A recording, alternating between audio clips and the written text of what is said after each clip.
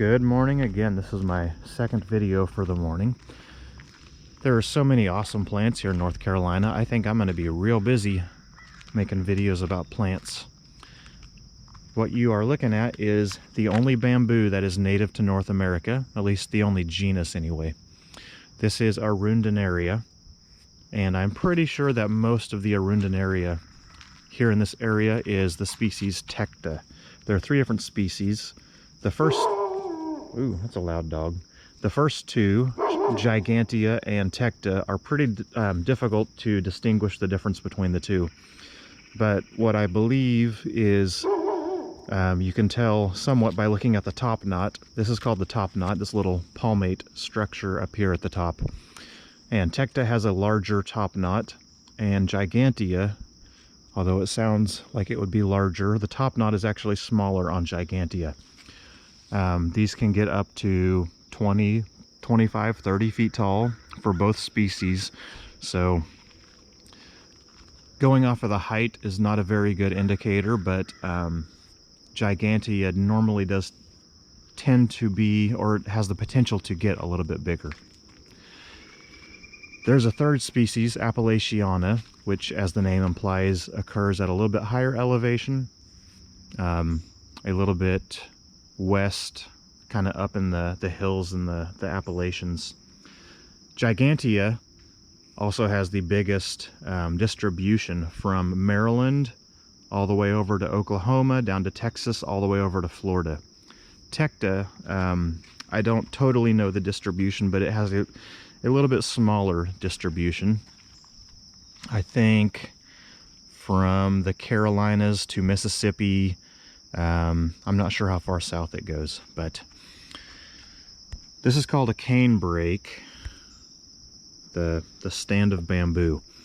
And from what I've read about it, before white man entered the New World, or when he entered the New World, there were just thousands and thousands of square meters of canebrake all over the place.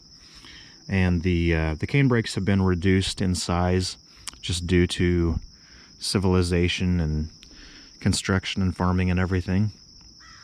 But canebrakes are an important part of wildlife habitat. Canebrakes normally occur in kind of lower elevations, draws, places where the moisture regiment is high and where the soil stays a little bit wetter. Soil or sand, whatever you'd like.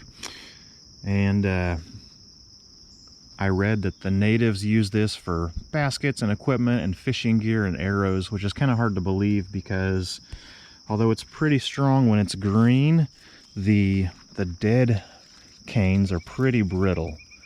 They're not very strong. So maybe they just used it when it was green.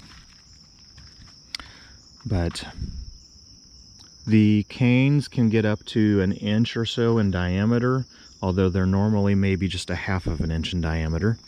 There's some canes down there you can see.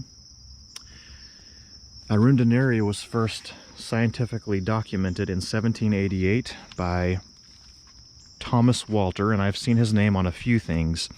In 1788, he wrote a book called Flora Caroliniana, and he cataloged everything that he saw in South Carolina. And from what I have seen on the internet, they said that he did a surprisingly good job of cataloging all kinds of stuff in South Carolina. They said it was pretty surprising how complete his catalog was. So I would like to grow some Arundinaria. It is a running bamboo. It's not a clumping, so it can be hard to contain.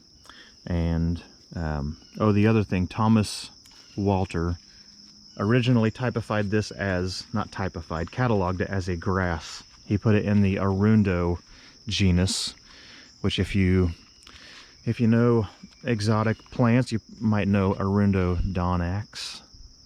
That's a cane grass that a lot of people like to grow for its ornamental appearance. But Arundinaria is pretty cool. I think I'm gonna try and grow some.